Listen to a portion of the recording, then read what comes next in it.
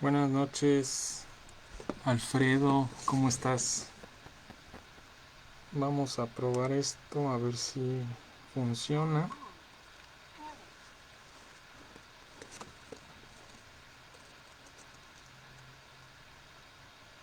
Déjenme...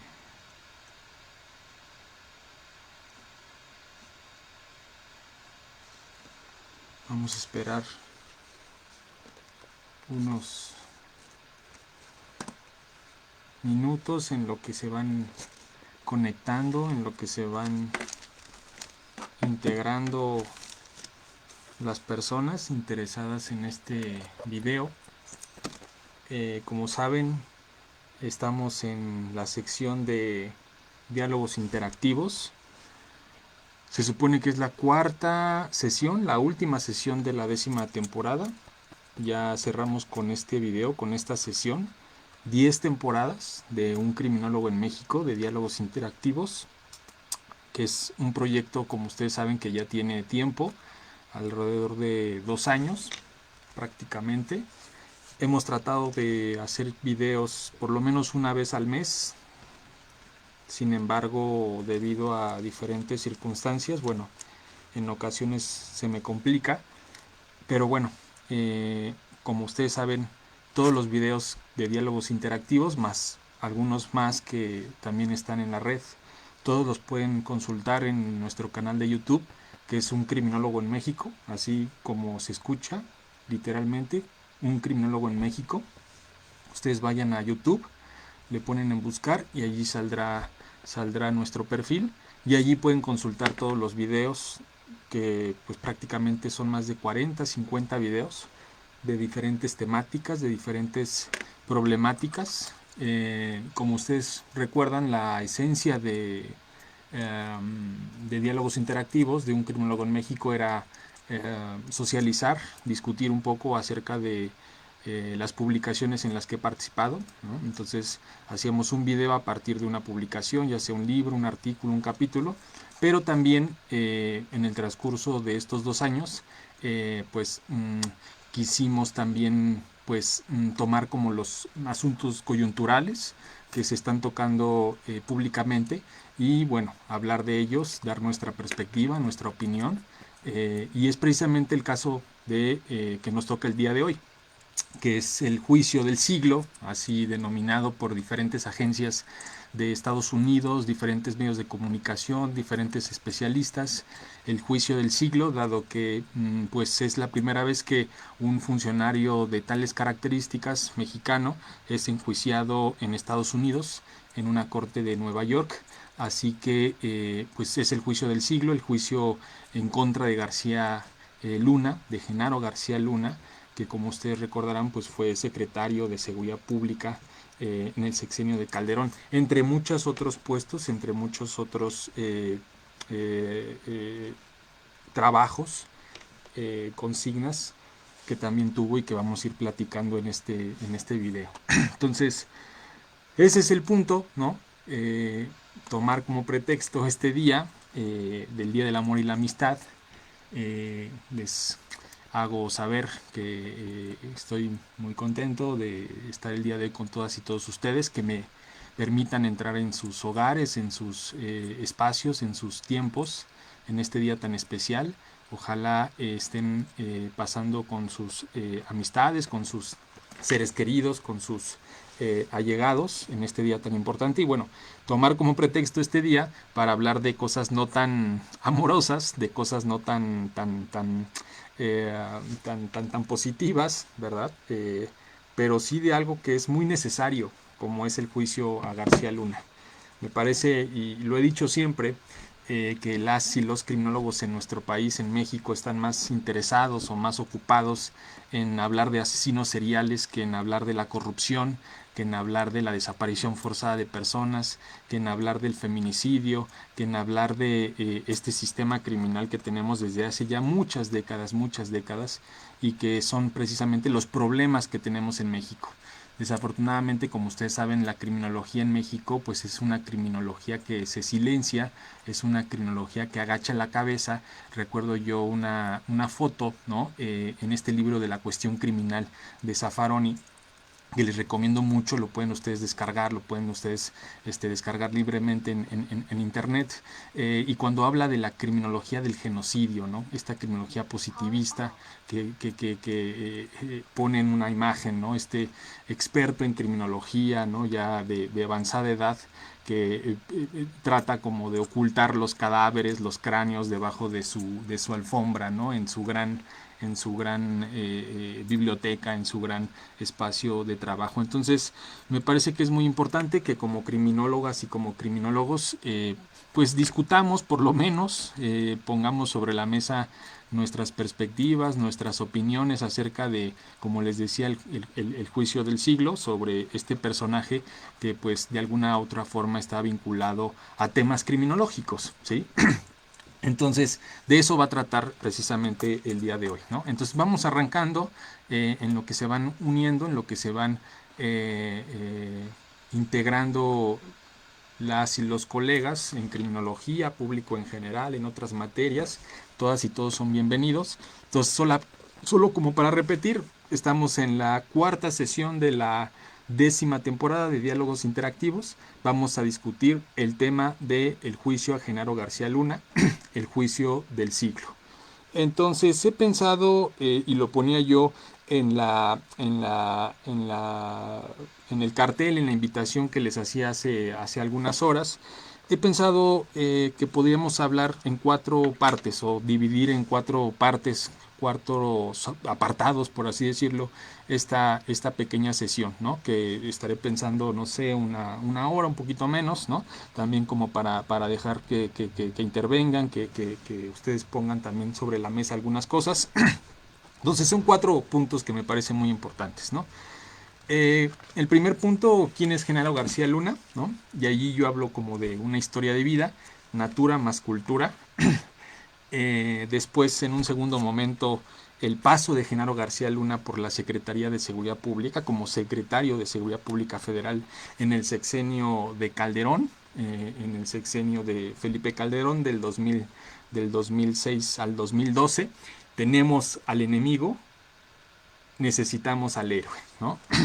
Ya iremos viendo por qué planteamos así este segundo apartado, ¿no? Tenemos al enemigo, hace falta al héroe. En tercer elemento, el tercer apartado es juicio a Genaro García Luna, ¿no? De Miami a Nueva York. Ya iremos viendo que después de que él finaliza su participación como secretario de Seguridad Pública, se muda a Miami con toda su familia, su esposa, sus 2 hijos, una hija y un hijo, que incluso van a empezar a estudiar en Estados Unidos.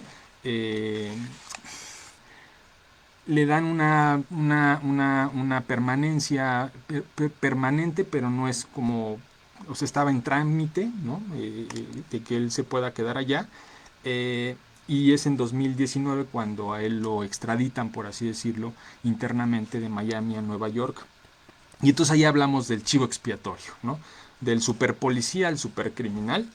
Ese sería el tercer apartado.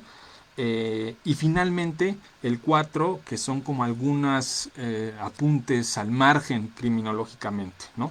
Más allá de Genaro García Luna, que creo yo que es lo importante en este caso, en este juicio.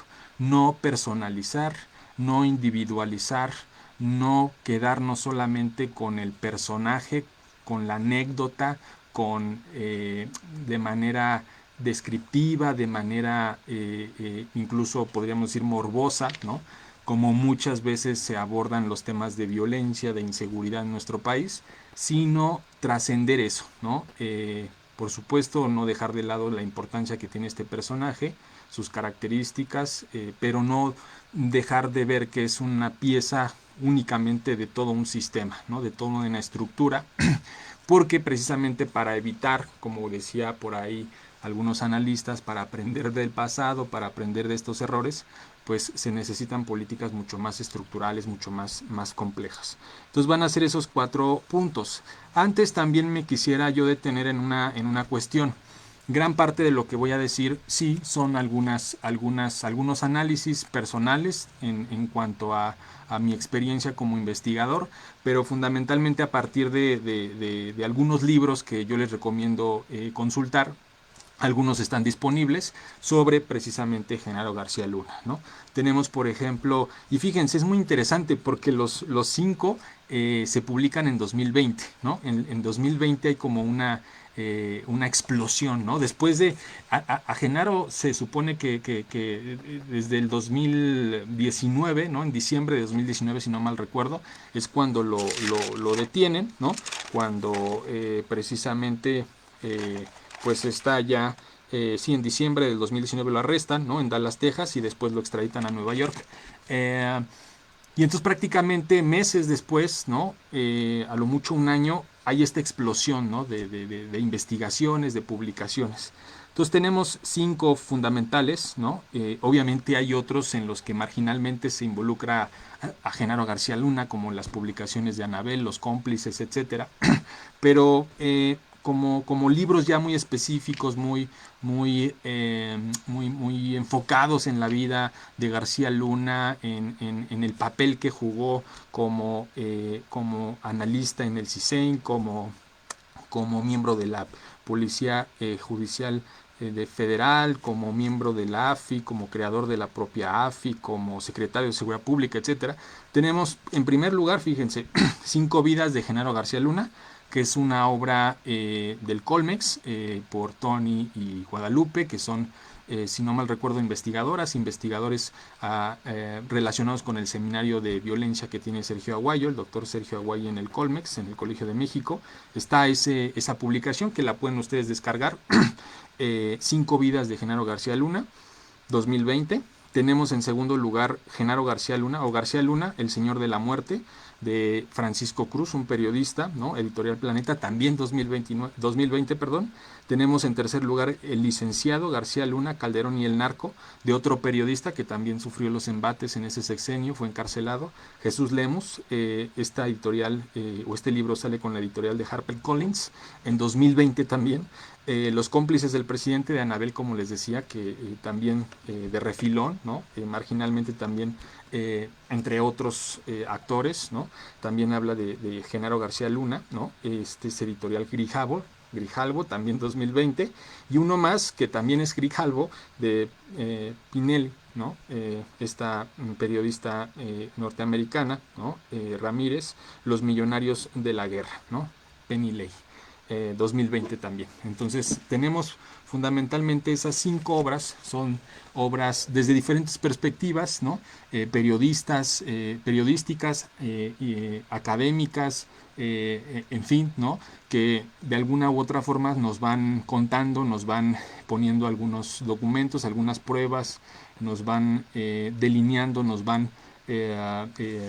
trazando un poco la vida, la historia, el papel de Genaro García Luna en el sexenio, fundamentalmente de Felipe Calderón, ¿no? Entonces, esos 5 libros para mí fueron muy importantes, ¿no?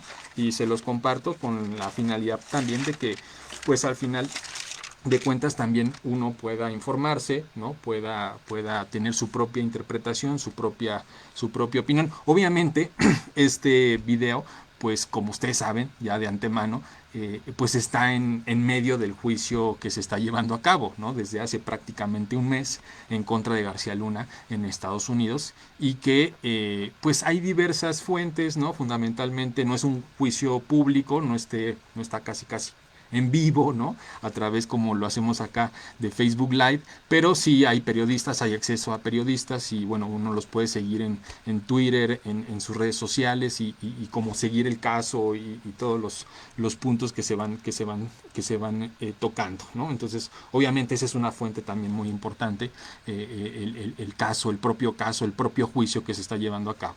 Se supone que ya esta semana, ¿no? Ya tendría como punto final.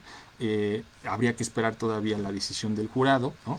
Pero bueno, eso lo vamos a tocar en el tercer punto, ¿no? Entonces, vamos a empezar con el primer apartado, ¿no? ¿Quién es Genaro García Luna? Y aquí un poco con esta idea de Francisco Cruz en El Señor de la Muerte, me parece que es muy importante eso que él al principio dice: ¿cómo alguien de la nada se convirtió en uno de los hombres más poderosos de la seguridad en México. No solo de la seguridad, sino de la política, ¿no? Ya hablaremos más adelante cómo Genaro García Luna traspasó esa división de hombre de la seguridad, hombre analista de la seguridad, a ser un hombre ya de la política, ¿no? Con incluso deseos políticos. Creo que ese es el punto fundamental, sobre todo cuando uno empieza a abordar el tema de la historia de vida de García Luna, ¿no? Es un hombre que pareciera ser que no tiene relaciones familiares, parece ser que no tiene privilegios, no viene de una clase social de élite, ¿no? Como muchos otros actores políticos que también están presentes en el ámbito de la seguridad y la justicia. Entonces, esa pregunta creo que es un punto muy importante, ¿no? Partir de esa idea de cómo alguien de la nada, entre comillas, se convierte en uno de los hombres más poderosos de la seguridad en México, ¿no? Y yo creo que vamos a ir dando algunos datos, pero sin duda sigue siendo un enigma, sigue siendo una incógnita. Como les decía, hay algunas publicaciones ya muy sólidas, muy consolidadas, pero bueno, la investigación, como ustedes saben, nunca está acabada, ¿verdad? Hay algunas lagunas, hay algunos vacíos en los que uno pues trata como de interpretar qué es lo que pasó ahí, ¿no? Por ejemplo, en este texto de las 5 vidas de Genaro García Lunas del Colmex, de Tony y Guadalupe, estos investigadores del Colmex, del Seminario de Violencia, en realidad se trata de una entrevista, ¿no? A Genaro García Luna, y ahí él es el actor principal, ¿no? Va contando, va relatando desde su perspectiva, ¿no? Desde la voz del propio Genaro, pues cómo llegó al CISEN, cómo conoció a Calderón, cómo fue ascendiendo, etcétera, etcétera. Y hay algunos vacíos, sin duda, ¿no? Hay algunos vacíos, igual en el libro del Señor de la Muerte, igual en varios, ¿no? Por supuesto que cada uno tiene una perspectiva, cada uno cree tener la verdad, cada uno tiene que, o trata como de aportar algunos elementos, pero sin duda hay algunos vacíos que es importante también mencionar, ¿no? A pesar de eso, creo que podemos como ir reconstruyendo, ¿no? Esta primer pregunta o este primer apartado de quién es Genaro García Luna. Sabemos que sus abuelos, que sus padres son de Michoacán y que ellos migran en los años 60 a la Ciudad de México, en particular a la alcaldía de Azcapotzalco, por ahí van a vivir. Genaro García Luna va a estar como en algunas colonias por ahí, fundamentalmente sus primeros años va a ser en la Romero Rubio, en la colonia también de Primero de Mayo, en una calle que se le conocía como La Bolsa, etcétera, etcétera, ¿no? No hay mucha información de por qué es que migran, ¿no? Sus padres, no se sabe incluso si él nació en Michoacán, ¿no? O si realmente nació en la Ciudad de México. Oficialmente se sabe que nace el 10 de julio de 1968. Por ahí El Señor de la Muerte, este libro de Francisco Cruz, incluso pone en un anexo de ese libro el acta de nacimiento, ¿no? Dice Francisco Cruz que muchas de las cosas de sus primeros años, de su historia de vida antes de ser públicamente conocido, pues era como muy ocultada, ¿no? Había como decía este periodista en su libro, el hombre sin pasado, ¿no? Que digo, esto no es sorprendente, ¿no? Muchas veces los hombres de política que alcanzan un puesto público, un puesto importante, pues tratan de borrar algunas cosas del pasado, ¿no? Algunas cosas que puedan como incomodar, que puedan utilizar sus adversarios, etcétera, etcétera. Entonces parece que con García Luna pasó algo similar, ¿no? Pero bueno, ahí vamos reconstruyendo. Sus padres, sus abuelos son de Michoacán, migran a la Ciudad de México, parece que huían, no se sabe, ¿no? Por ahí qué pasa. Llegan a la Ciudad de México, nace el 10 de julio del 68, como les decía, en esta colonia de Primero de Mayo. Se dice que en ese entonces esta colonia, estas calles, incluso se dice que esta calle se le llamaba La Bolsa porque era como un espacio de encuentro entre el servicio secreto, los policías, en ese entonces estaba mucho como la DFS, la DIP, que después va a ser también construida y que va a tener un papel muy importante. Entonces era como un barrio, diríamos los criminólogos y las criminólogas, un barrio criminógeno, ¿no? En el sentido de que había tráfico de drogas, había ciertas pandillas, comercios, robos, asaltos, etcétera. Y bueno, al parecer eso también fue como importante, ¿no? En la vida de Genaro García Luna, son como sus primeros acercamientos, relaciones con también esta parte, ¿no? Delictiva. De sus padres, bueno, se dice que el padre es ausente, ¿no? Trabaja bastante y una madre muy estricta, ¿no? Incluso se dice que la madre pues lo obligaba a leer la Biblia, y era como muy conservadora, muy moralista, como muy sobreprotectora, etcétera, etcétera, ¿no? Aquí ya vamos como analizando algunas cosas, ¿no? Acuérdense que en la criminología pues hablamos de diferentes corrientes, ¿no? Hay una criminología clínica que estaría como más interesada en esto, ¿no? De cómo fue su historia de vida, algunos elementos como de clínicos, ¿no? Psicológicos, etcétera, etcétera, etcétera. No me voy a yo pronunciar sobre eso, simplemente voy a ir como sacando algunos datos que podrían ser como desde la criminología clínica, otros más como desde la criminología ambiental, otros más desde la criminología crítica. Creo yo, y cada vez estoy más convencido que debe haber un puente, ¿no? Un diálogo entre todas estas corrientes a fin de generar un discurso más complejo, ¿no? Entonces, eso es un punto importante, ¿no? Sobre su padre, un padre ausente, una madre estricta, ¿no? Sobreprotectora, etcétera, etcétera. Hay un elemento bien interesante, ¿no? Que es el tartamudeo, ¿no? De Genaro García Luna. No sé si alguien en diferentes momentos, cuando fue secretario o en algunas reuniones, no sé si lo escucharon, lo vieron, estuvieron presentes en alguna ocasión, pero era una persona que tenía tartamudeo, ¿no?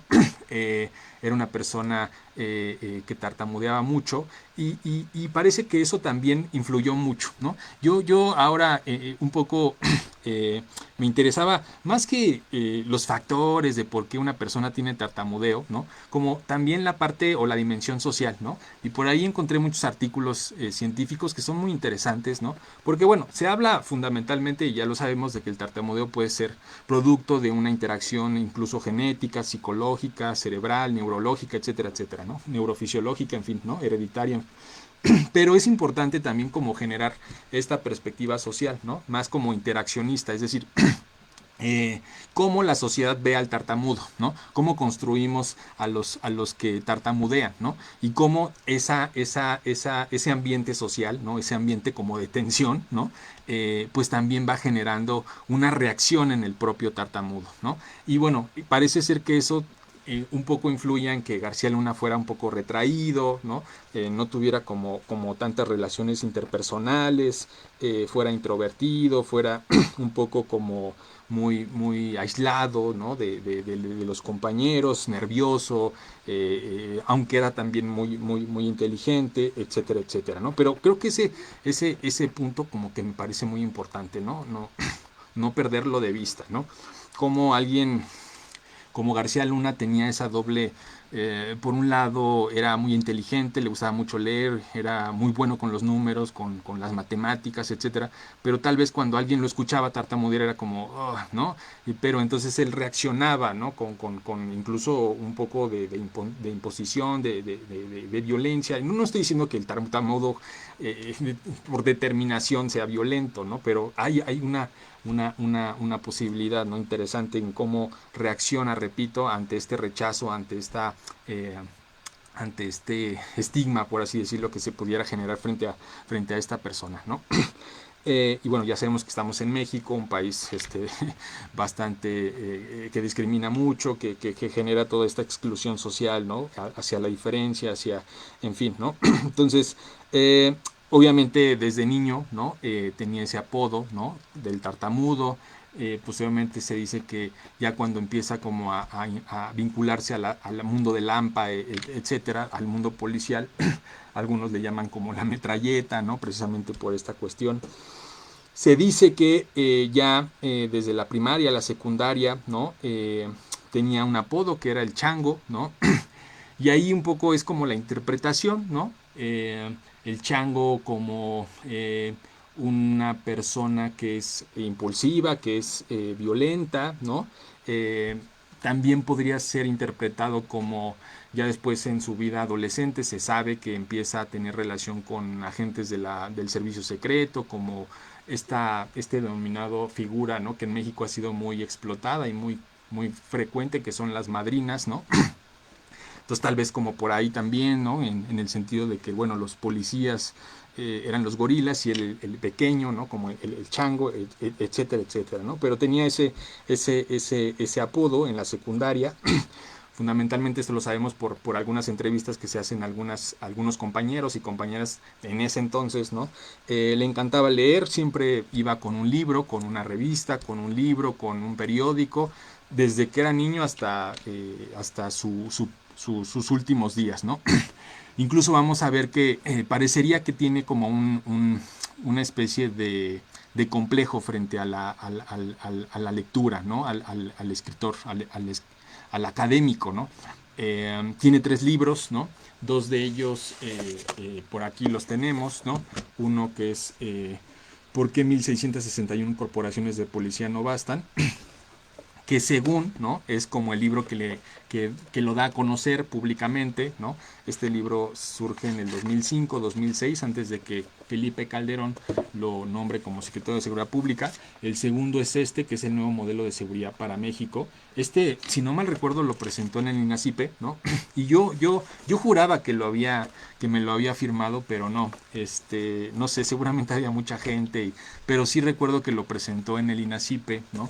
Recordemos que en el INACIPE, pues en ese entonces era dirigido por Gerardo Laviaga, Gerardo Laviaga muy cercano a Calderón bueno, muy cercano también a estos actores que fueron fundamentales en el sexenio de Calderón. eh, y al final, antes de que lo arrestaran, ya vamos a ver, ¿no? Su intención era ser académico, ¿no? Escribir libros. Su último libro se llama Seguridad, ¿no? Eh, Seguridad con Bienestar, ¿no? Un título bastante interesante, ¿no? También disponible en la red, en Casede, ¿no? En esta plataforma. Pero bueno, la lectura fue muy importante para él, ¿no? Introvertido, paciente, analítico, ¿no? No por nada se convierte en una figura del análisis, ¿no? Del analista, hoy que también se discute mucho, ¿no? Ya saben que estamos en una transición del nuevo sistema de justicia penal, ya no se habla de la triada, ¿no? Del Ministerio Público, fiscal y perito, sino que ahora también se habla de un cuarto elemento que es el analista de seguridad, ¿no? El analista de la información criminal. Bueno, Genaro García Luna comenzó su carrera ya profesional e incluso podríamos decir que también de manera informal como analista, ¿no? Como madrina, como oreja de la policía, ya después en el CISEN como un analista, como un técnico. Ya vamos a ver que a él no le gustaba que le dijeran policía. Este, fanático de la Coca-Cola y las Sabritas. No sé por qué puse esto, pero en la semana le veía que hay investigaciones. Ya ven que ahora con lo de la neurocriminología y neurociencia, bueno, hacemos pues realmente relación de todo, ¿no? Y entonces hay una línea de investigación muy fuerte en Europa, en países europeos, respecto a qué importancia o qué papel puede jugar la nutrición, ¿no? Me acuerdo que esta doctora, no recuerdo bien su nombre, pero hablaba de cómo algunos alimentos, ¿no? Pueden causar algunos efectos en las mitocondrias y eso a su vez en los neurotransmisores y por lo tanto también, ¿no? Indirectamente, junto con otros factores, a la parte de la agresividad, de la violencia, en fin, ¿no? Pero fíjense, de aquí saqué un dato bien interesante, ¿no? Independientemente de que Genaro García Luna siempre estuviese comiendo como estas frituras, estas comida chatarra, ¿no? Que incluso también quienes pudieron ser cercanos en el CISEN y en Secretaría de Seguridad Pública siempre hablaban de que era muy adepto a este tipo de comida, ¿no? Fíjense, en el 2015 hay una estadística interesante, ¿no? Ahorita obviamente ya se rompió esa parte, pero en el 2015 decían, bueno, en México hay más muertes por diabetes, por azúcar, ¿no? 24,000, que por homicidios dolosos, 20,000, ¿no? Por ahí comercial, ¿no? Tenemos un artículo, el maestro Daniel Kunjama y un servidor, en un libro homenaje al INACIPE a los 40 años, donde hablamos precisamente, ¿no? De cómo si realmente el gobierno estuviese preocupado por la salud, ¿no? Pues también estaría o debería de estar investigando y persiguiendo a las empresas de Bimbo, de Gansito, ¿no? Porque la diabetes es un asesino serial muy fuerte. Pero bueno, eso ya era como entrar en otra parte, ¿no? Esta parte del tartamudeo ya lo dijimos, ¿no? Que no es una cuestión intelectual, ¿no? Ojo, que tengas tartamudeo no implica una cuestión de intelectual, y García Luna, bueno, al final de cuentas, y lo dice en varias ocasiones, ¿no? Era tartamudo pero no pendejo, ¿no? En el sentido de que logró, al final de cuentas, independientemente de si negativo o positivo, construir muchas relaciones y construir pues ciertas cuestiones, ¿no? eh, eh, Impulsivo, violento, algunos compañeros lo llaman así, por eso les decía esta parte de la secundaria, de sus primeros años, memoria privilegiada, castigos escolares, por ahí también se dice que era alguien bastante reprimido, castigado en las escuelas, ¿no? Donde él fue, su familia económicamente hablando, pues no, como les decía, no viene del privilegio, ¿no? Incluso algunos hablan de que estaba rayando casi en la pobreza absoluta, pero sí era una familia deprimida económicamente hablando, ¿no? Esto obviamente va a dar un cambio radical, ¿no? En cuanto ya comienza su parte profesional. E incluso hoy, fíjense, una de las cuestiones que dicen es que si realmente queremos enjuiciar a García Luna, es más fácil comprobar el enriquecimiento ilícito, ¿no? Toda la fortuna que ha amasado, que esta parte de los sobornos, esta parte del crimen organizado, ¿no? Y es interesante porque incluso la defensa, ¿no? de Genaro García Luna puso como condición al tribunal, al juez, que no se presentasen cargos o que no se hablase, que no se tocase el tema del enriquecimiento ilícito, de todo lo que después del 2012 empezó a generar en Miami, ¿no? Entonces, esa parte también es muy importante. Por ahí se dice que es un niño mimado, está, como les decía, su mamá sobreprotectora, etcétera, etcétera. Hay un momento, ¿no? Hay un segundo o un tercer momento. Primero, el primer momento es como cuando los padres migran hacia México. En un segundo momento es como su niñez, su adolescencia, ¿no? En un tercer momento, ¿no? Que esto viene en el libro del Señor de la Muerte, que pudo como rastrear este pasado que había sido borrado, se supone que hay una averiguación previa, ¿no? En contra de García Luna por robo a casa habitación. Se dice en la averiguación previa que incluso es líder de una banda de asaltantes, de una cabecilla de una banda de asaltantes en esas colonias donde él vivía, y que a partir de ahí como que viene una relación, ¿no? Con muy directa con algunos policías, con el mundo del AMPA, etcétera, etcétera, ¿no? El cuarto momento, bueno, entra a la prepa, sale de su casa, se muda a Coyoacán, ¿no? Va a dejar como ese primer espacio que fue de su niñez, que les decía la Romero Rubio, etcétera, ¿no? En un quinto momento, ¿no? Como en momentos su vida, esta parte de que se dice, ¿no? Aunque no hay muchas pruebas de que es informante de la extinta Dirección de Investigaciones para la Prevención del Delito, ¿no? Esta institución que conocemos como la DIP, ¿no? Eh, es importante esa parte, ¿no? Puesto que, como les decía, va a ser como su entrada, ¿no? A estos círculos, a esta zona gris, ¿no? Yo le llamaría zona gris entre el crimen y las agencias de seguridad. No se sabe mucho cómo fue esa relación con la DIP, ¿no? Ya les decía que en esa colonia donde él nació había como mucha presencia, había como mucho movimiento de delincuencia, de policía, de servicio secreto. Se dice por ahí que a lo mejor tenía un tío, ¿no? Un familiar que pertenecía a la extinta DIP, ¿no? Que es como quien lo empieza a involucrar. Entonces hay como versiones de que se convierte en una oreja, ¿no? Lo que se llama como un informante, las madrinas, ¿no? Las famosas madrinas que se dedican como a pasar información a las policías, como esta parte informal, etcétera, que en otros países incluso está institucionalizada, en México no. Y entonces ahí aparece la DIP, ¿no? Como un elemento central. Y digo central porque al final, como ustedes saben, Genaro García Luna pues es un hombre de la seguridad, ¿no?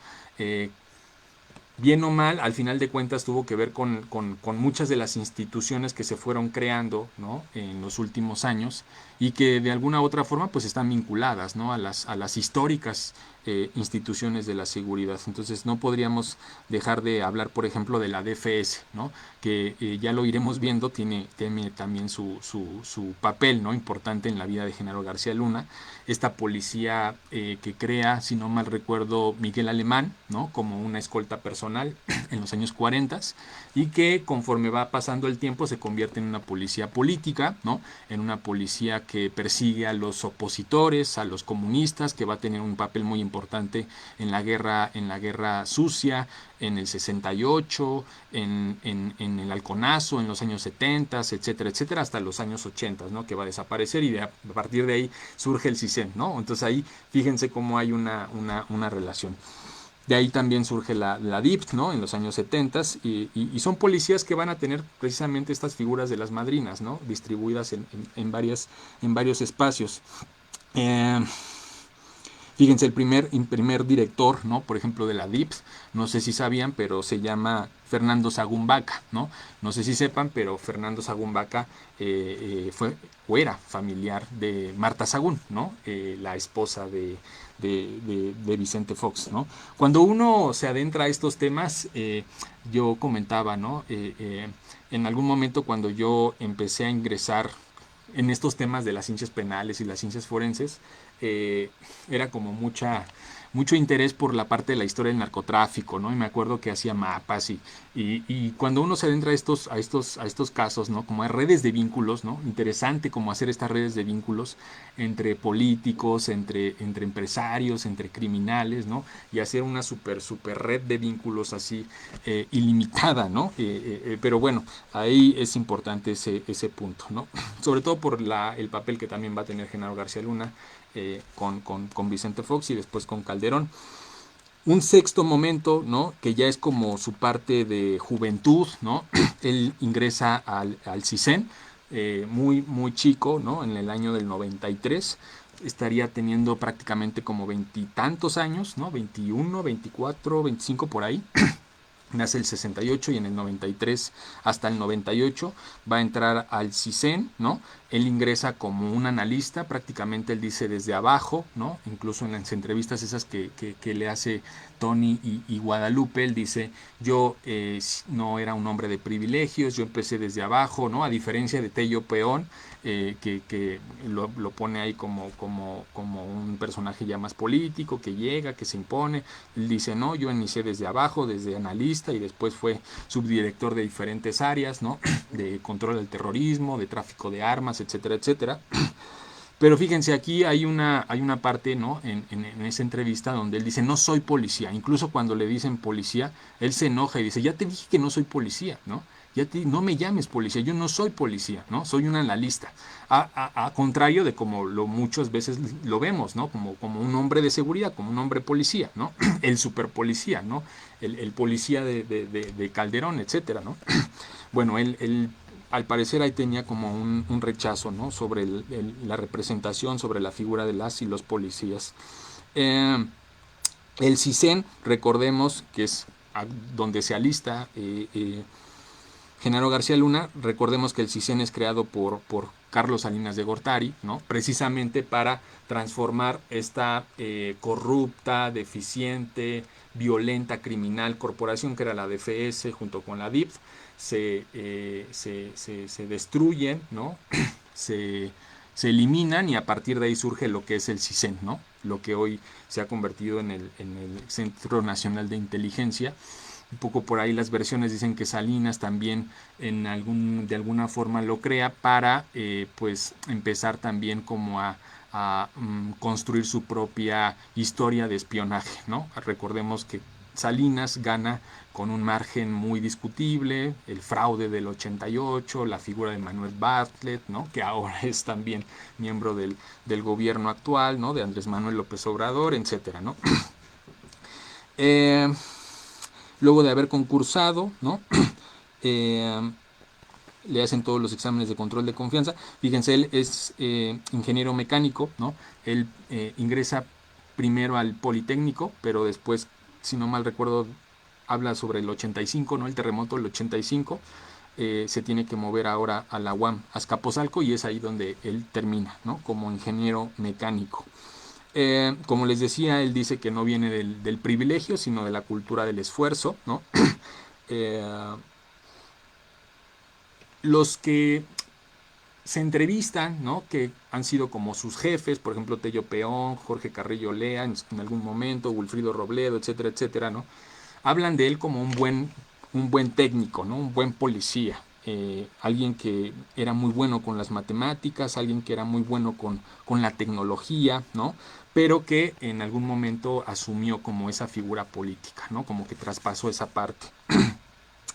Incluso Tello por ahí en alguna entrevista, cuando lo anuncian como secretario de Seguridad Pública a Genaro García Luna, él dice que nunca se le hubiera ocurrido, ¿no? Nombrarlo como secretario de Seguridad Pública. Él dice que ese fue uno de los errores de Calderón, ¿no? Y lo dice de una manera despectiva, ¿no? Dice, ¿cómo vas a construir, vas a querer construir una casa y contratas a un albañil en vez de un arquitecto, ¿no? Parece que ahí había como mucha fricción, porque les digo, en las entrevistas que le hacen a García Luna, también le da golpeteos a Tello, ¿no? Jorge Tello Peón. Tello Peón pues es una figura muy importante, se supone que es el que crea la inteligencia o el que va a tener un papel fundamental en la creación de las áreas de inteligencia en nuestro país desde los años 80, ¿no? Todavía vive, ¿no? Es consultor, está en el ITAM, etcétera, etcétera, ¿no? Y va a ser una figura muy importante, ¿no? en su recorrido en el CISEN, junto con Wilfrido Robledo, ¿no? También que va a ser su jefe, y por ahí también se empieza a especular, ¿no? Que son los hombres que empiezan como a ver algo positivo en Genaro García Luna, que lo empiezan a ascender, que lo empiezan como a cabildear, a ascender, etcétera, etcétera, ¿no? Y bueno, aquí tenemos algunos datos, ¿no? Tanto del Wilfrido como de Tello Peón, ¿no? Wilfrido, por ejemplo, fue ayudante militar de Echeverría, ¿no? En la Guerra Sucia. En su momento fue acusado también porque fue secretario de Seguridad Pública de Peña Nieto cuando fue gobernador. Se acordarán de Salvador Atenco, ¿no? Todo este caso que llegó incluso a la Corte Interamericana de Derechos Humanos. Bueno, la figura de Wilfrido Robledo, ¿no? O sea, un poco como también pensar, o sea, el recorrido, la trayectoria de García Luna también se fue cruzando con este tipo de personajes que de alguna u otra forma pues también están involucrados en casos de violencia, de narcotráfico, etcétera, etcétera, ¿no? Wilfrido Robledo en sus últimos años fue asesor de Slim, ¿no? También la figura de Slim, también por ahí como que empieza, ¿no? A tener algún eco. Tello Peón, como les decía, en su momento cuando se fuga el Chapo, ¿no? Él es secretario de Seguridad Pública, tiene que huir, ¿no? Y después se convierte en asesor de Felipe Calderón, ahorita se supone que está en el ITAM, etcétera, etcétera.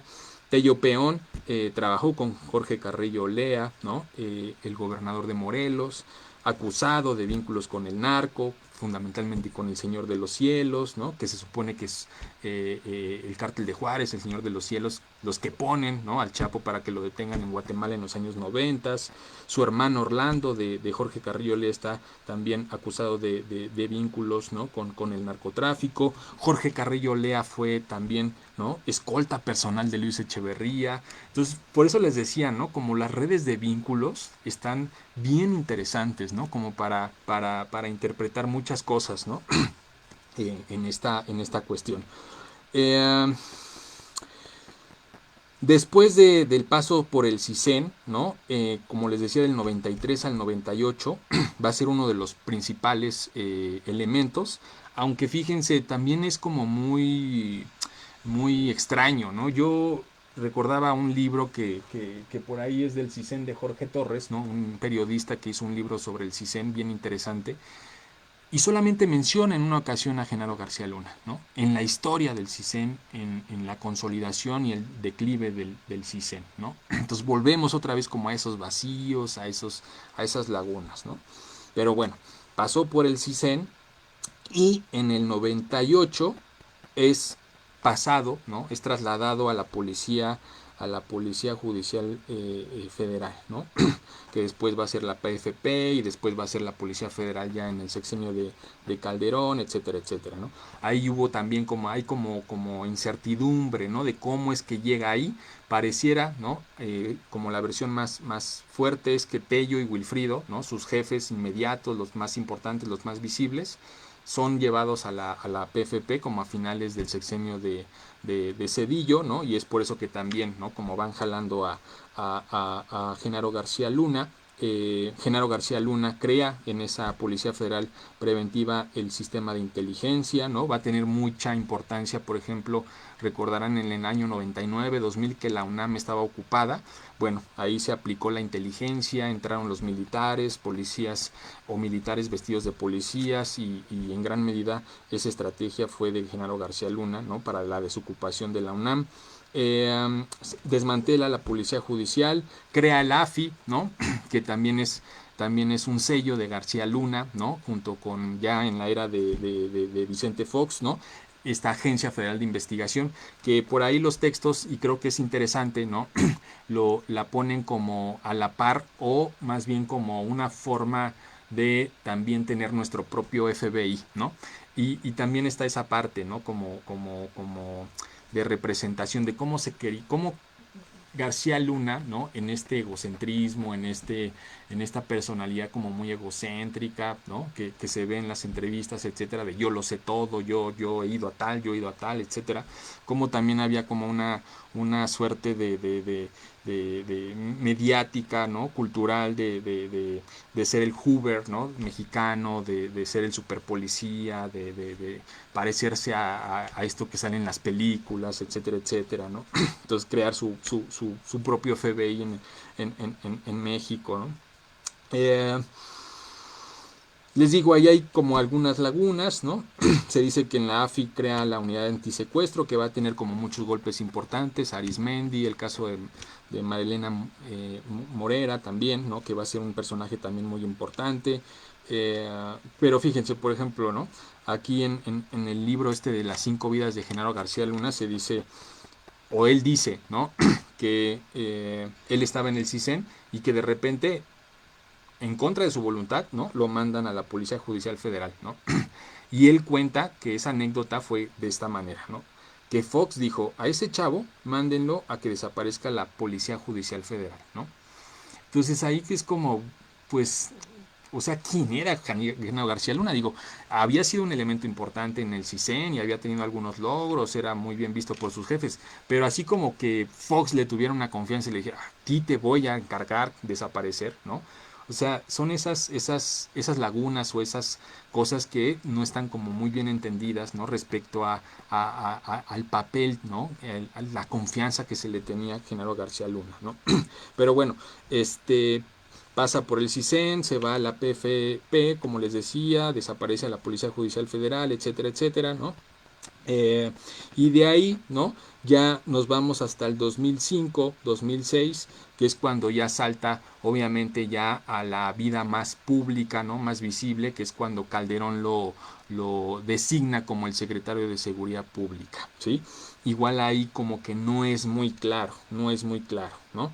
Eh, en su entrevista, por ejemplo, él dice que Calderón y García Luna no se conocían, ¿no? Sino que prácticamente fue a la hora de que lo designan como secretario de Seguridad Pública. Él dice que Calderón en realidad tenía en mente a Jorge Tello Peón, pero que Jorge Tello Peón pues no aceptó. Igual tenía en mente a Yunes, pero al final se decide por Genaro García Luna. En las memorias de Felipe Calderón, él dice, en este libro de las decisiones complicadas o difíciles, él dice que escogió a Genaro García Luna fundamentalmente porque pues su pasado en el CISEN, por su expertise, por su esta dominancia en la inteligencia, en la tecnología, etcétera, etcétera, ¿no? Tello, por ejemplo, dice que hay otra versión, ¿no? Que él tendría su propia versión de por qué Calderón elige a García Luna, y es que García Luna era un hombre manejable, era un hombre controlable, ¿no? Y entonces creo que por ahí yo me iría más, ¿no? Como esta figura que al final va a aceptar todo lo que va a venir después con toda esta cuestión de la guerra contra el narcotráfico, etcétera, etcétera, ¿no? Entonces hay un salto otra vez ahí, ¿no? De la AFI, ¿no? Hasta la Secretaría de Seguridad Pública, ¿sí? No les dije esta parte que también es importante, ¿no? Por ahí dicen que él pasó del CISEN a la PFP y fue un hombre de confianza de Fox porque también él tuvo un papel muy importante para destruir todos los expedientes, ¿no? Todas las investigaciones de espionaje que existía en el CISEN, ¿no? Recordemos que Fox, o sea, acordémonos que viene un cambio muy importante, ¿no? Del PRI al PAN, ¿no? Y Fox veía con mucha desconfianza al CISEN porque el CISEN había filtrado alguna información, ¿no? sobre el candidato del PAN, ¿no? Entonces Fox de alguna u otra forma empieza a debilitar, ¿no? al CISEN hasta que ya prácticamente lo fractura, ¿no? Cuando manda a, si no mal recuerdo, a Eduardo Medina Mora, ¿no? como director del CISEN.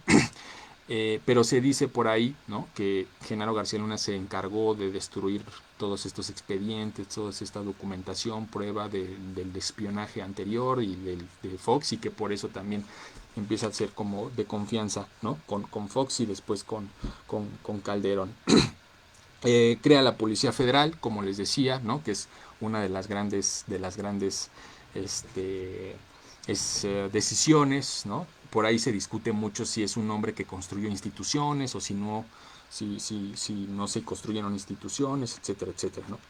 Y es cuando aparece el libro que les decía, ¿no? de por qué 1661 corporaciones de policía no bastan, pasado, presente y futuro de la policía en México, ¿no? de Genaro García Luna, que es un libro, por ahí dicen que empezó a publicarlo, que lo empezó a presentar y entonces fue como visibilizando, y es por eso que Calderón decide, ¿no? en 2005-2006 designarlo como secretario de Seguridad Pública, ¿sí? Y bueno, ya entramos como en esta segunda parte, ¿no? En la segunda parte que tiene que ver con su paso por la Secretaría de Seguridad Pública en el sexenio de Calderón, ¿no? Tenemos un enemigo, hace falta un héroe, ¿no? Desde mi perspectiva, Genaro García Luna fue la pieza perfecta, ¿no? para construir esta narrativa, esta historia de la guerra contra el narcotráfico, de la guerra contra el crimen organizado. Teníamos ya los enemigos, Calderón tenía los enemigos por, obviamente, instrucciones de Estados Unidos, ¿no?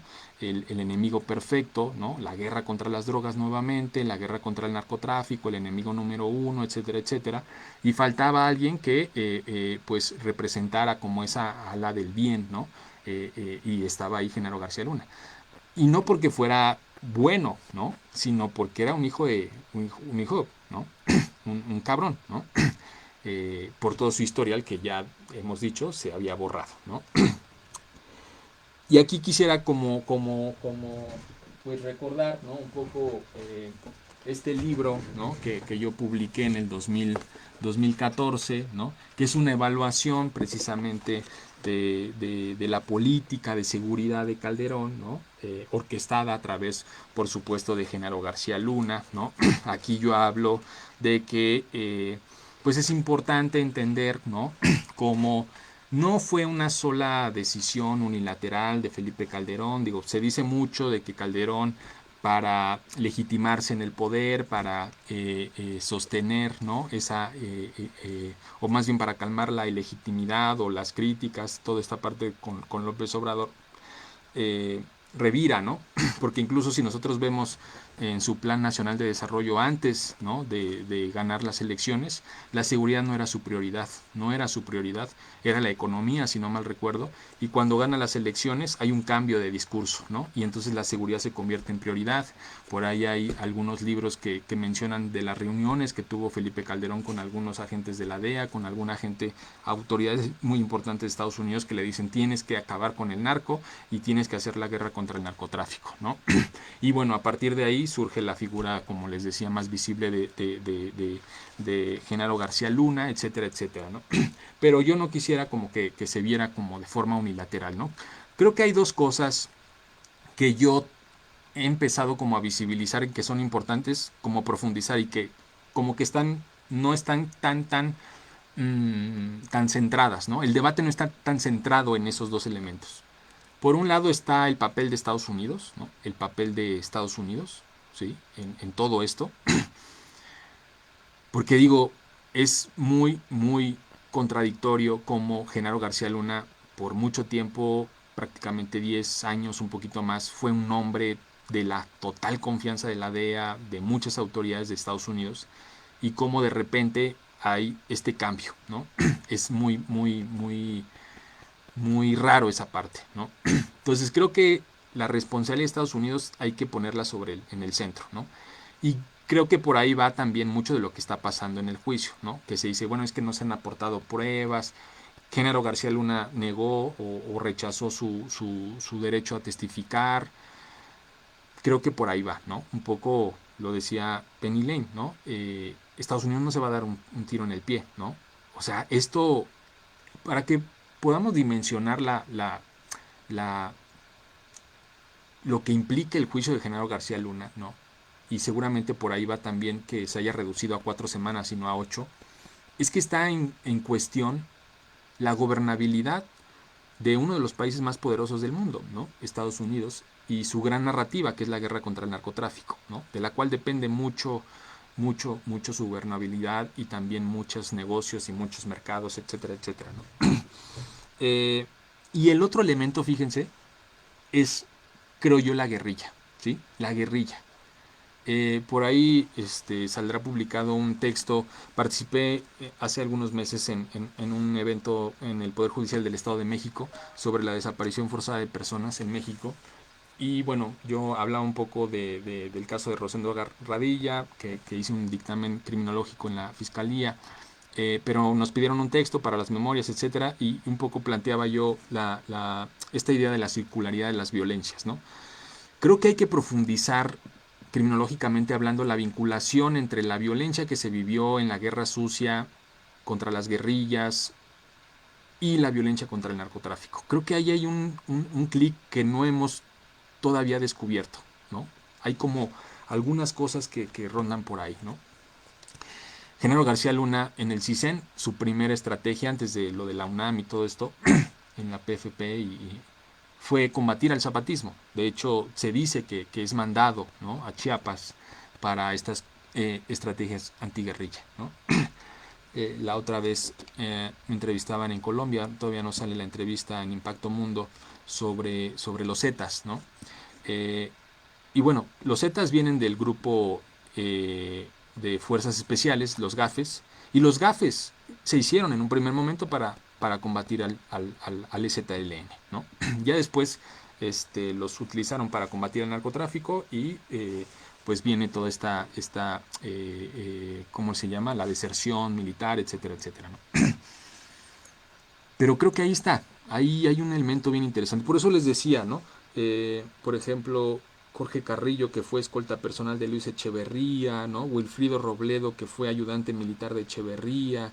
Creo que hay algo ahí muy, muy interesante que podríamos, o sea, al final de cuentas hay que tener claro una cosa, ¿no? El narcotráfico no es, porque hay mucha gente que dice el terrorismo y el narcotráfico. Desde mi perspectiva es absurdo, ¿no? Porque el narcotráfico es súper funcional al capitalismo. El narcotráfico es súper funcional al sistema político y económico dominante. Súper funcional al crimen organizado, ¿no? No así el terrorismo, que como ustedes saben tiene fines políticos, tiene fines incluso de derrocamiento, de desestabilización social, política, etcétera, etcétera, ¿no? El narcotráfico no es el tema. El narcotráfico, creo yo, y lo han dicho muchos por ahí, hay un libro que les recomiendo mucho que es Los cárteles no existen, ¿no? Es un pretexto, ¿no? Y hay que ver qué hay más allá, más atrás, ¿no? Pero bueno, esa parte, ¿no? Entonces, en este libro, obviamente, yo evalúo la política de seguridad de Calderón o de García Luna, ¿no?, que podríamos decir. Y bueno, es una evaluación objetiva, es una evaluación con los propios datos, ¿no? Y como ustedes saben, pues ya hay muchos especialistas y muchos estudios que hablan del fracaso de la política de seguridad, ¿no? Pero bueno, es interesante ver desde el punto de vista de Genaro García Luna, ¿no?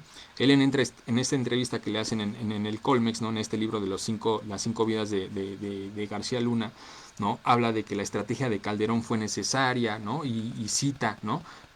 A Italia, cita a Nueva York, cita a Chicago, ¿no? Nos dice que el proceso de reducción de la violencia no es sencillo, ¿no? Y habla de una analogía que me parece bien interesante, ¿no? Que en su momento también Calderón era de muchas analogías, ¿no? Me acuerdo de una cuando decía que fue en un día conmemorativo de la Sedena o de la Marina, y él decía que cuando llegó a ser presidente fue como si entrara en una casa, ¿no? Entró a la casa y entonces empezó a ver muchos hoyos, ¿no? De donde salían cucarachas, ¿no? Y entonces él empezó a generar esta estrategia, ¿no? Como de guerra, etcétera, ¿no? De eliminación de las cucarachas.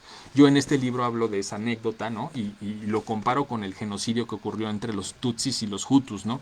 Igual ese razonamiento, ¿no? De los seres humanos como cucarachas, independientemente de si son delincuentes o no.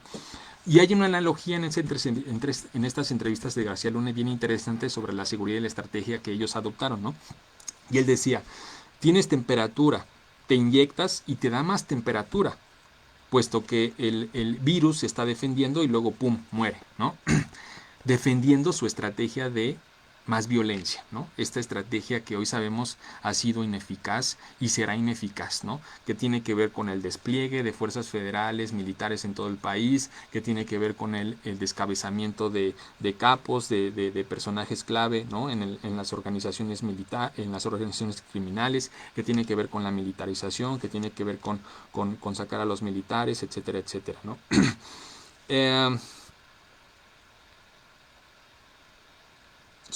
algunas de sus estrategias, ¿no? Que ahí menciona en las entrevistas que, por ejemplo, el mando único dice que no se pudo, que lo cabildeó, pero que al final no se dio, ¿no? Lo aparte de los despliegues, como que se le confronta con esta parte, ¿no? Y él dice, no, pues es una teoría militar, yo soy hombre de inteligencia, yo soy mejor para eso, yo sé del tema, yo sí estuve, ¿no? Yo sí sé, ¿no? Frecuentemente se dan este tipo de expresiones, ¿no? Que pues de alguna u otra forma nos retratan, ¿no? A un hombre arrogante, a un hombre egocéntrico, ¿no? Que eh, aceptaba poco la crítica y que o por obvias razones nunca cambió la estrategia, ¿no?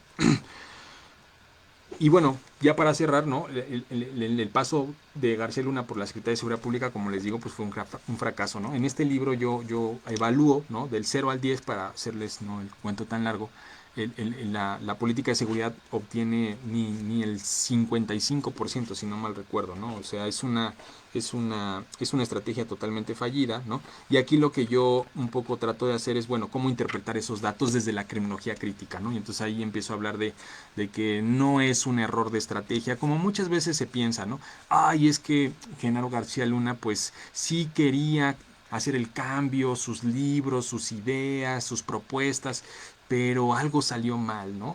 Se contaminó por el narcotráfico, no hizo lo necesario, los gobiernos locales no ayudaron.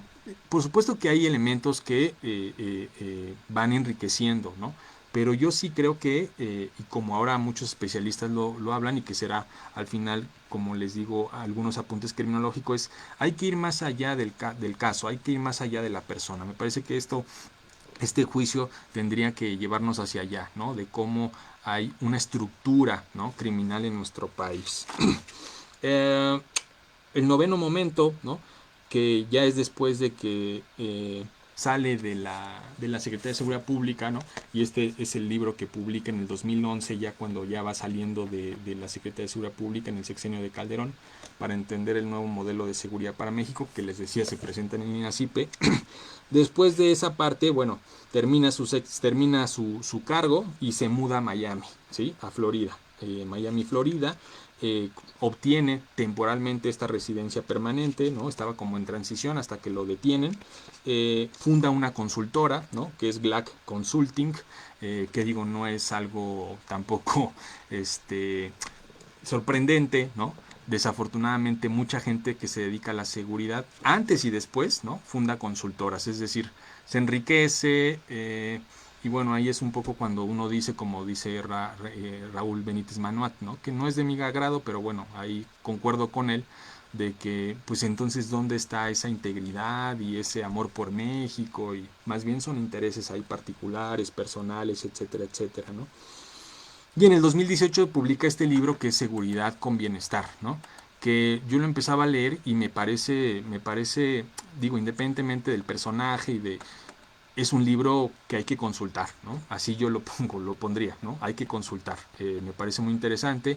Él habla ya no de una estrategia solamente policial, sino precisamente seguridad con bienestar, ¿no? Que es interesante porque, como ustedes saben, el nuevo gobierno, ¿no? Le ha apostado mucho al bienestar en su discurso, ¿no? No en la práctica.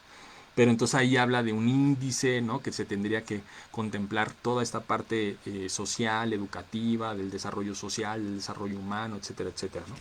Pero bueno, podríamos decir que llegó tarde, ¿no? Ese libro, porque cuando fue secretario de Seguridad Pública, pues implementó más policías, más cárceles, más penas, más violencia, más militares, etcétera, etcétera, ¿no?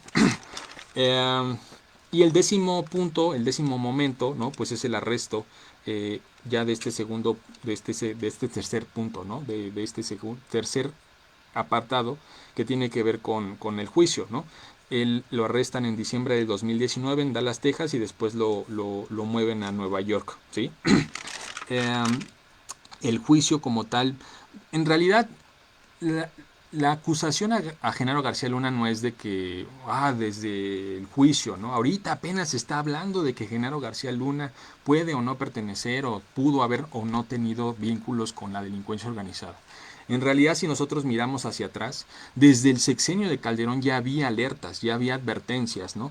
Por ejemplo, podemos hablar de Tomás Ángeles de Aguajare, ¿no? Que fue un secretario, un militar, ¿no? Muy importante, que advirtió, según él, a Calderón. Después a él lo vinculan con algunos delitos, con alguna carpeta de investigación sobre el narcotráfico, pero bueno, ya desde el 2007, si no mal recuerdo, ya se hablaba de que, hey, ojo aquí, porque Genaro García Luna tiene vínculos fundamentalmente con el cártel de Sinaloa, ¿no? Otro personaje, Javier Herrera Valles, ¿no? Que él desde la Secretaría de Seguridad Pública, desde la parte de la policía, ¿no? Federal y toda esta parte, también advirtió en su momento, mandó una carta a Calderón, ¿no? Por ahí les recomiendo mucho que lo escuchen. Calderón y Genaro lo mandaron a la cárcel, etcétera, etcétera. Ahora está libre. Lidia Cacho, que también en su momento se dice que advirtió, ¿no? De que Genaro García Luna estaba detrás de muchas redes de trata de personas, en vinculación con algunos cárteles. Fernández Noroña, que también hoy circula mucho este video, ¿no? De cuando compareció por primera vez en la Cámara y en diferentes espacios, y que también, ¿no? Le recriminaba ser un asesino, ser... O sea, tampoco es que a partir de ahorita, ¿no? Se esté discutiendo esta responsabilidad, ¿no? Como dice por ahí el dicho, cuando el río suena es porque agua lleva, ¿no? Pero bueno, formalmente podríamos decir que a partir del 2018, ¿no? Que es cuando están enjuiciando al Chapo, ¿no? 2018-2019, es cuando por primera vez en un juicio público en Estados Unidos aparece el nombre de García Luna, ¿no?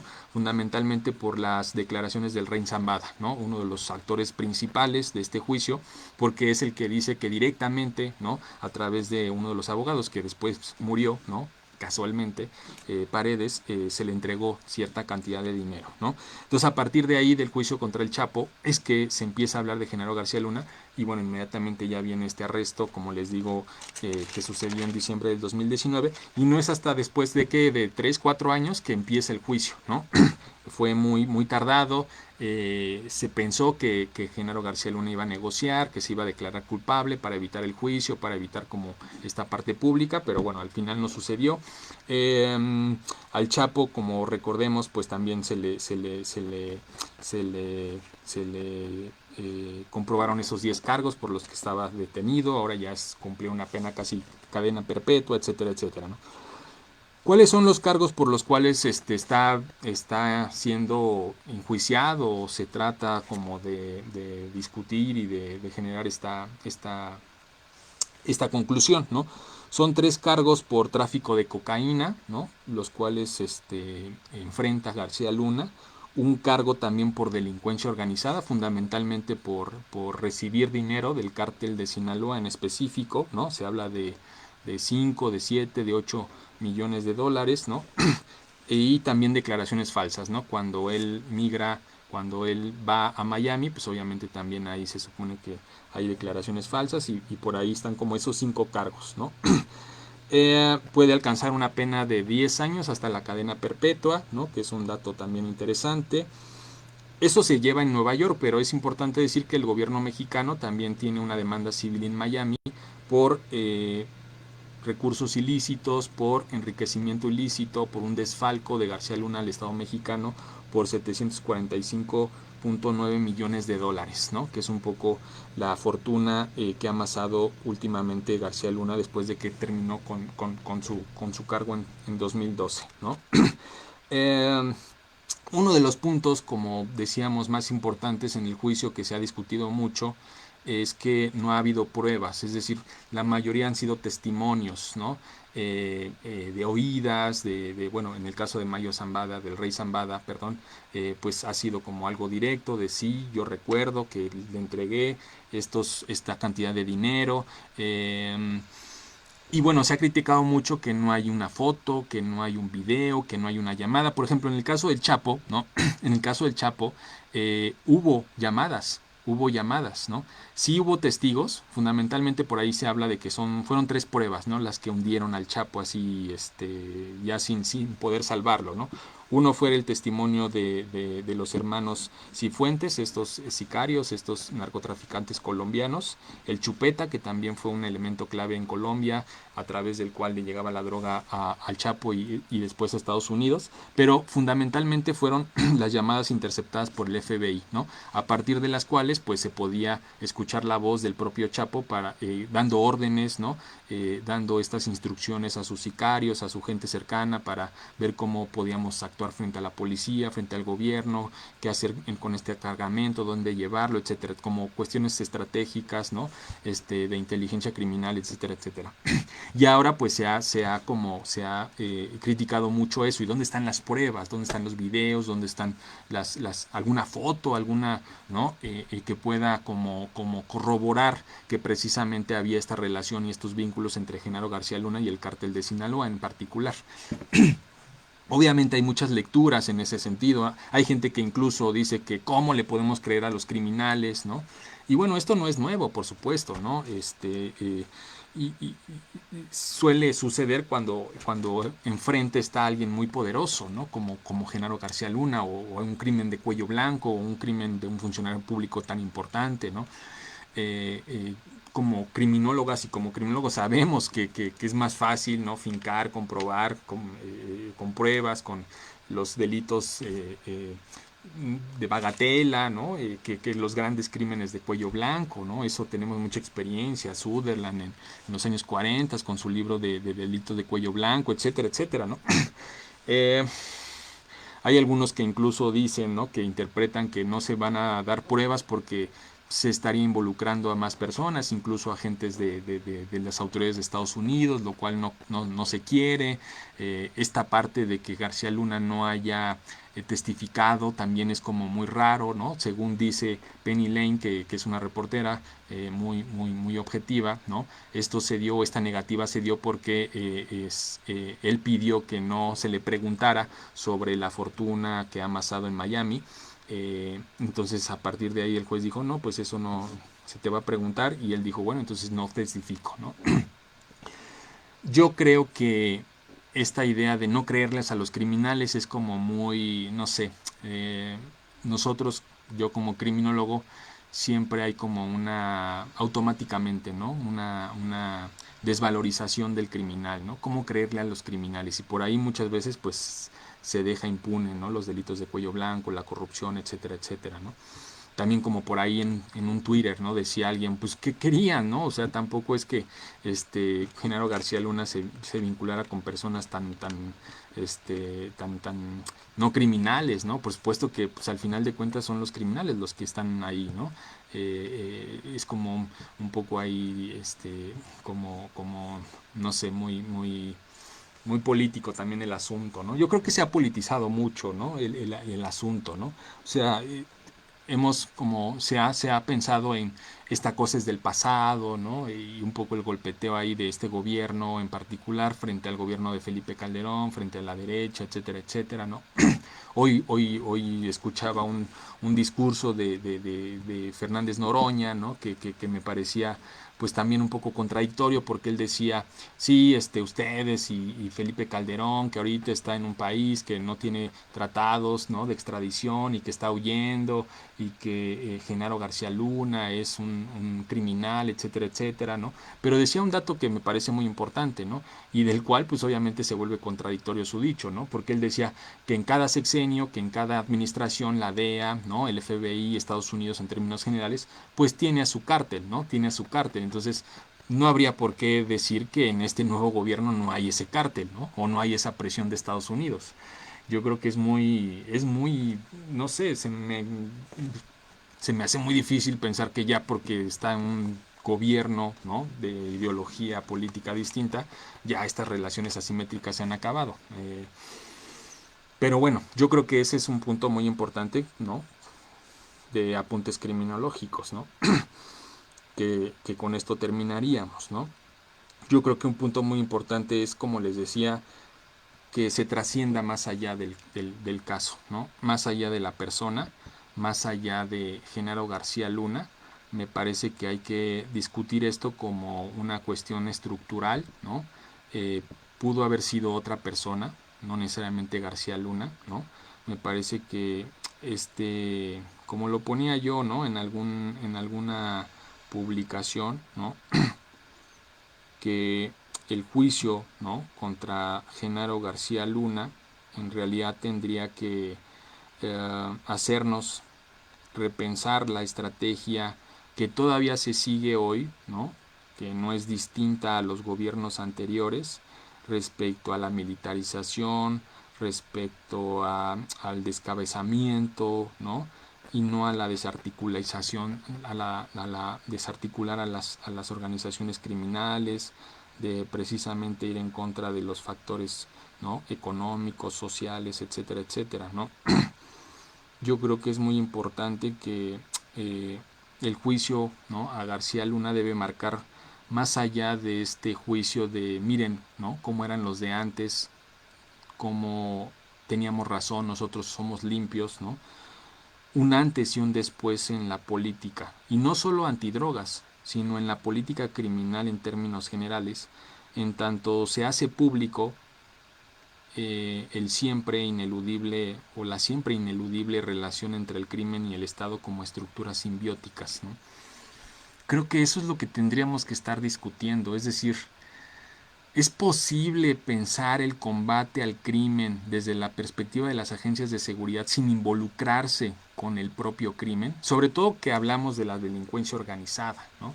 Pero más allá de eso, a partir de que el Estado es violencia, ¿no? de que el Estado al final de cuentas monopoliza la violencia legítima y la delincuencia la violencia ilegítima, ¿qué tanto, ¿no? podemos como evadir estas relaciones, ¿no? evadir estas. Yo creo que Genaro García Luna al final de cuentas es un chivo expiatorio, ¿no? Pensar que Genaro García Luna es el único secretario, el único personaje, alto funcionario de las últimas 20, 30 décadas, ¿no? De las últimas, perdón, 20, 30 años o 3 décadas, el único que ha estado involucrado, ¿no? Pues me parece absurdo, ¿no? Es un chivo expiatorio.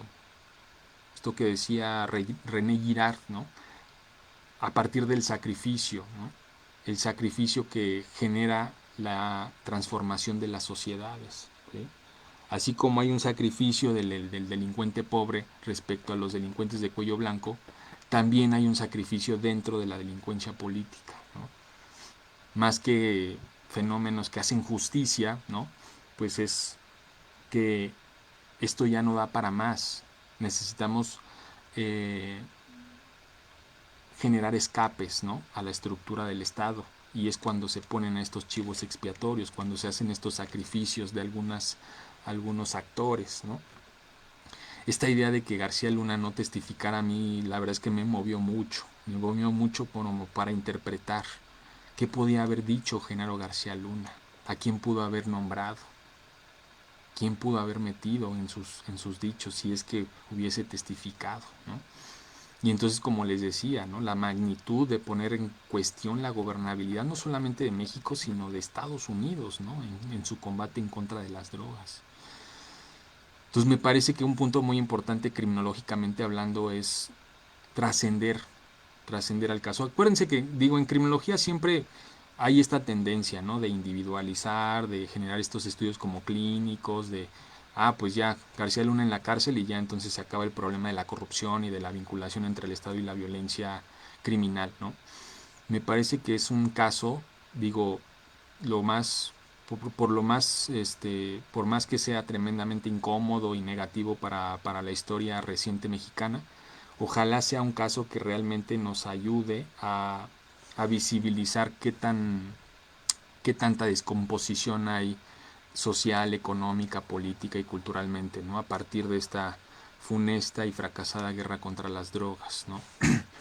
Entonces me parece que es un punto muy importante criminológicamente hablando, ¿no?, que trascendemos o que se trascienda a la propia o a la sola responsabilidad individual. Y como les decía, ¿no?, esta otra cuestión de vincular o de profundizar la idea de la guerrilla, ¿no?, la idea del combate, ¿no?, a estos enemigos políticos, etcétera, me parece también muy importante. Y lo otro, el papel de Estados Unidos, ¿no?, la responsabilidad de Estados Unidos. Como decía, no sé si recuerdo bien, Carlos Fuentes, ¿no?, los narcotraficantes estadounidenses, ¿no?, los narcotraficantes gringos de los que nunca se habla, ¿no?, de los que nunca nadie ha visto, de los que nunca nadie genera, ¿no?, nunca. Entonces, al final, la estructura criminal que estamos visibilizando se cae por el eslabón más débil, ¿no?, y el eslabón más débil pareciera ser Genaro García Luna. Veremos hasta dónde llega. Ahorita pues seguirá, ¿no?, ya en su etapa final este juicio. Decidirán 12 ciudadanos, ¿no? Recuerden que en el sistema de justicia de Estados Unidos está compuesto por un jurado de 12 personas que no tienen nada que ver con la seguridad, que no tienen nada que ver con la justicia, que no tienen, son personas comunes y corrientes, ¿no? Precisamente se seleccionan, ¿no? Si conocen algo del caso, si conocen a García Luna, si conocen algo de, no son seleccionados, ¿no? Son personas que no tienen que leer nada de prensa para precisamente hacer una decisión objetiva, ¿no? Podrá tener sus pros y sus contras, pero bueno, así es la justicia en Estados Unidos. Y ellos son los que van a decidir, ¿no?, a partir de las pruebas, de los testimonios, de todo lo que se ha alegado por parte de la Fiscalía y de la Defensa, si Genaro García Luna es culpable o es inocente, ¿no? Si realmente estos dichos, esta narrativa, ¿no?, se comprueba sobre sus vínculos con el cártel de Sinaloa, o si hay suficientes dudas razonables como para no creer, ¿no? Y más bien quedarse con esta imagen que se ha creado de este superpolicía, ¿no?, limpio, honesto, profesional, ¿no?, lleno de reconocimientos, ¿no?, etcétera, etcétera. Entonces esto era un poco lo que yo les quería comentar. Me parece que es muy importante apuntar, ¿no? En realidad son apuntes, ¿no?, como cuando uno va a la escuela, a la clase y genera apuntes, o sea, no es tampoco una investigación o una conclusión, son apuntes. Como les decía en un principio, me parece que es muy necesario que las y los criminólogos nos pronunciemos al respecto. Desafortunadamente no es así, estamos como más atentos a otros fenómenos eh, más mediáticos, desafortunadamente, pero creo que si realmente queremos construir un país seguro, democrático, incluyente, humano, tenemos que sacar ventaja y provecho de esto que está sucediendo en Estados Unidos con el que fuese uno de los protagonistas más importantes de la seguridad de los últimos 20, 30 años, como lo fue en su momento Durazo, como lo fue en su momento diferentes personajes, Gutiérrez Rebollo también, ¿no? diferentes policías en la historia de México, ¿no? Entonces creo que era importante hacer esta sesión, ¿no? Y bueno, además, pues darle continuidad, ¿sí? Al juicio y al caso. Entonces, no sé si tengan alguna pregunta. Bueno, aquí ya saludaba con mucho gusto a mi amigo Alfredo. Por acá también está Ivonne. Saludos cordiales. Mari Sanz, Jorge García también. Muchos saludos desde Chihuahua.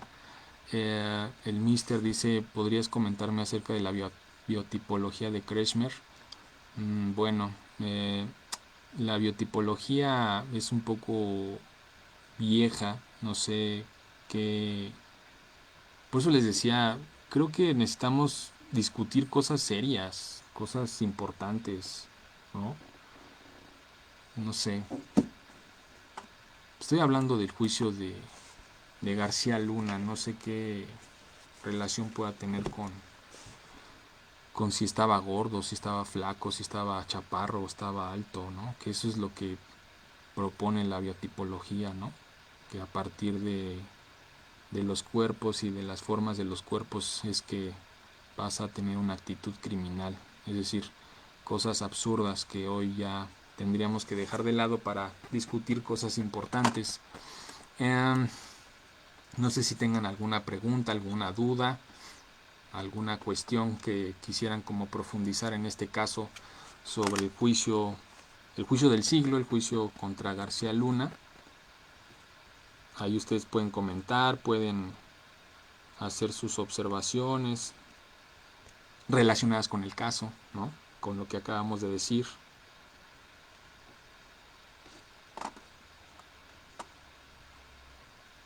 Dice Alejandro Sent, me genera también la incógnita del por qué con personas que tienen poder se ocultan precisamente sus casos o son a puerta cerrada como Jeffrey Epstein. Sí, la verdad es que, por ejemplo, se dice mucho, ¿no? ¿Por qué no están enjuiciando a García Luna en México, ¿no? ¿Por qué tenemos que esperar a que Estados Unidos se lo lleve, ¿no? También hay como una lucha de poder, ¿no? Una lucha de una fricción, ¿no? De salir en la foto, de ser como la autoridad que llevó a García Luna a un estrado, a la justicia, ¿no? Se supone que en Estados Unidos todos los juicios, digo, eso lo ha dicho Mary Plain, ¿no? De manera muy constante.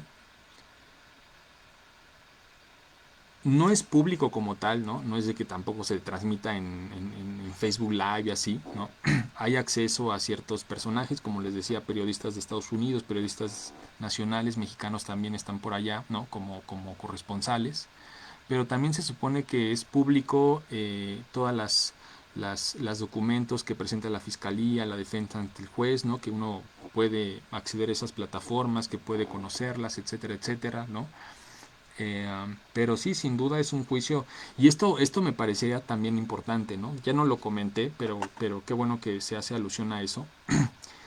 ¿Se acuerdan que ahorita lo único que conocemos del juicio, ¿no? De manera, en términos estéticos, por así decirlo, son los dibujos, ¿no? Que hacen estos personajes.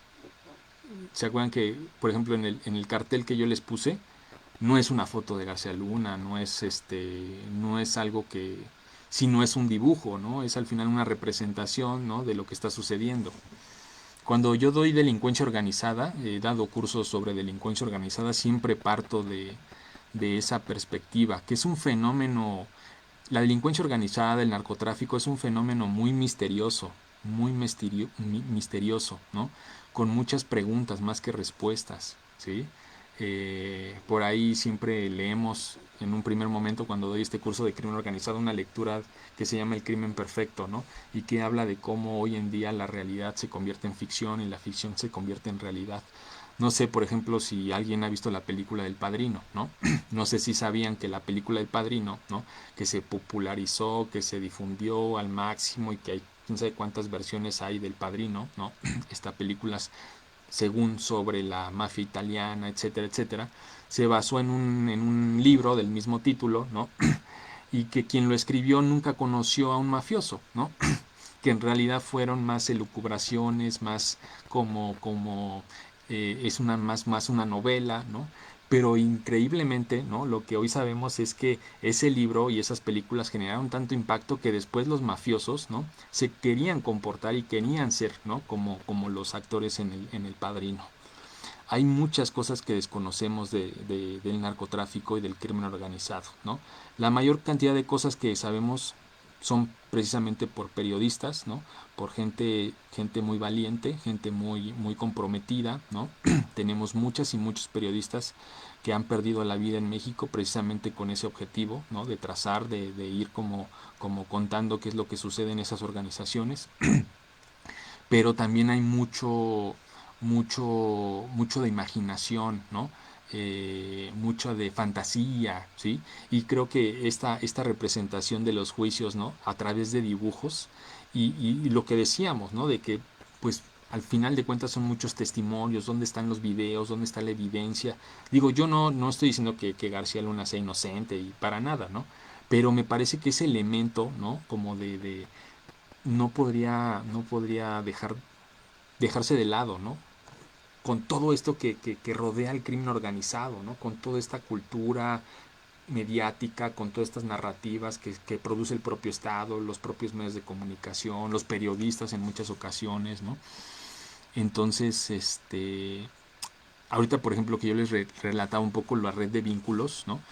Me parece también que por ahí va también, ¿no? Es un fenómeno muy cerrado, ¿no? Al final de cuentas, no accede cualquier persona, ¿no?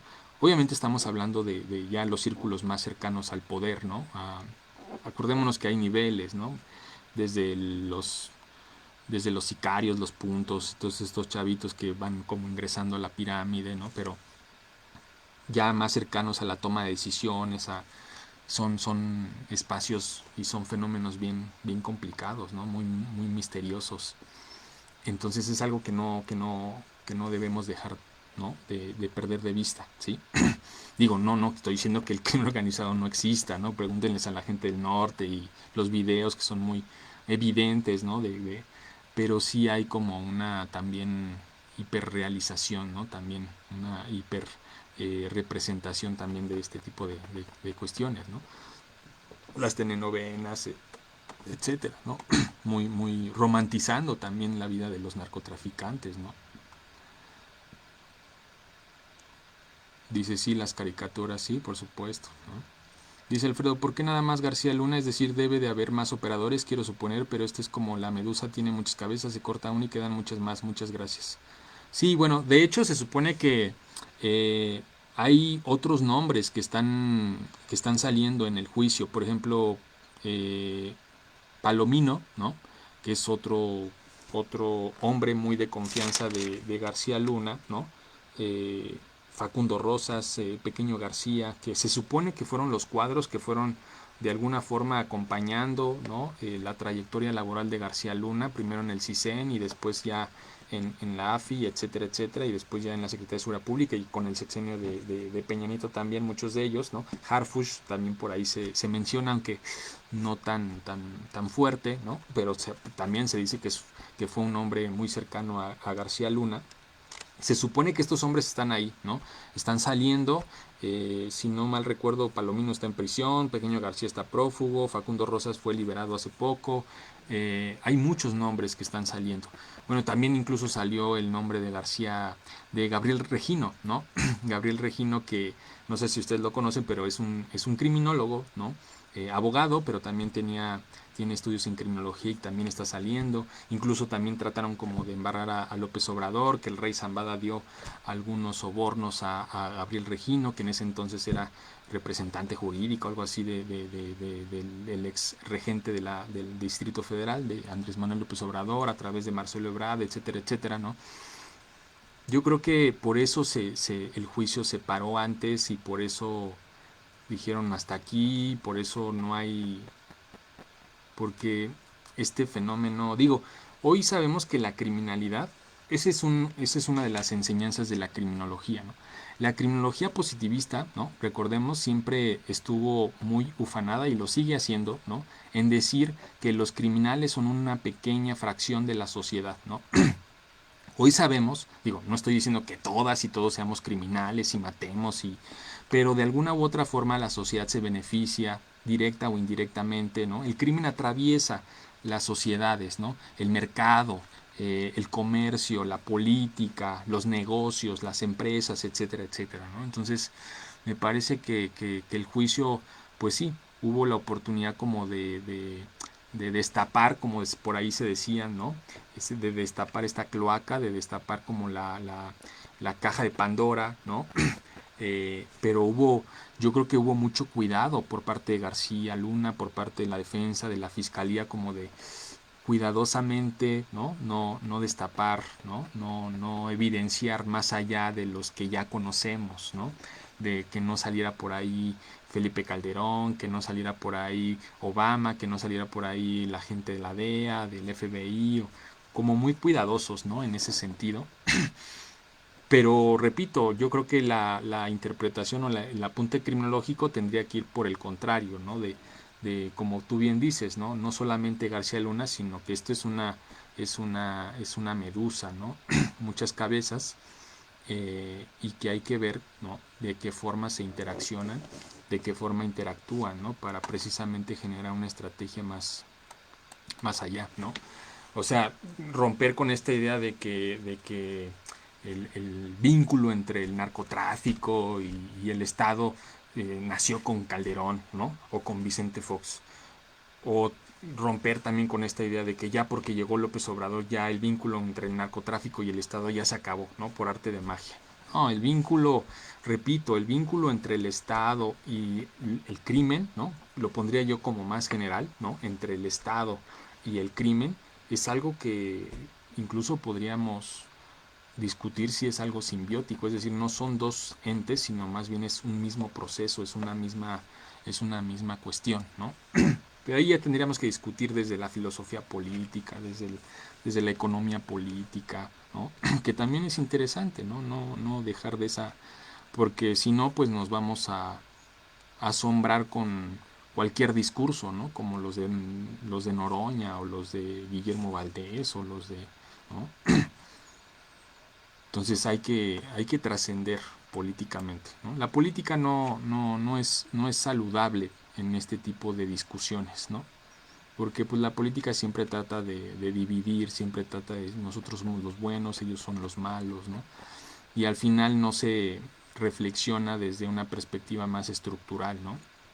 Entonces, creo que García Luna representa solo una parte, ¿no? Es una pieza, no voy a decir intercambiable, porque como hemos visto, tenía muchas características, ¿no? Personales, familiares, laborales, que fueron fundamentales para que hiciera lo que hizo. No voy a decir que es intercambiable, pero sí es una pieza, ¿no? Más de un engranaje, de un sistema más profundo, ¿no? Más complicado, que hay que, que hay que desengranar, ¿no? Que hay que analizar, ¿sí? Para realmente aprender de esta, de esta cuestión. Pero bueno, si no hay nada más, les, les agradezco mucho su participación, les agradezco mucho que se hayan quedado, que hayan decidido mirar este pequeño video. De todas formas, aquí se queda. Ya al ratito lo subo a YouTube para que ya se esté ahí, ¿no? Ya como tal la sesión. Y pues nada, ¿no? Nuevamente agradecerles su, su apoyo. Ojalá les haya parecido de utilidad. La idea es como apuntar algunas cosas, ¿no? Interesantes sobre la vida de García Luna, sobre su papel en la Secretaría de Seguridad Pública, en la gran estrategia, ¿no? En contra del crimen organizado, que de alguna u otra forma pues nos mantiene en una ola de la violencia, ¿no? Que yo visualizo que no tiene fin, ¿no? No tiene fin. Pero bueno, habrá que seguir investigando y seguir discutiendo. Muchas gracias a todas y todos. Descansen. Buen martes del amor y la amistad, ¿no? Un gusto. Cuídense mucho. Hasta luego.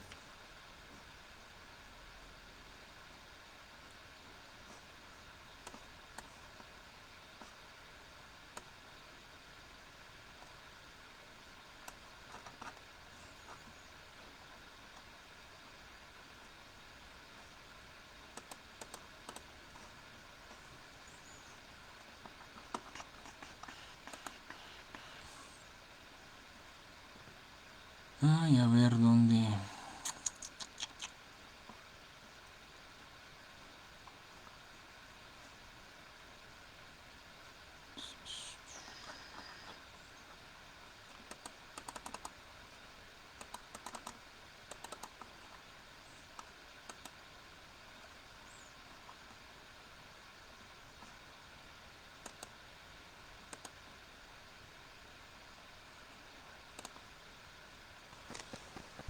Déjenme ver porque yo ya no sale.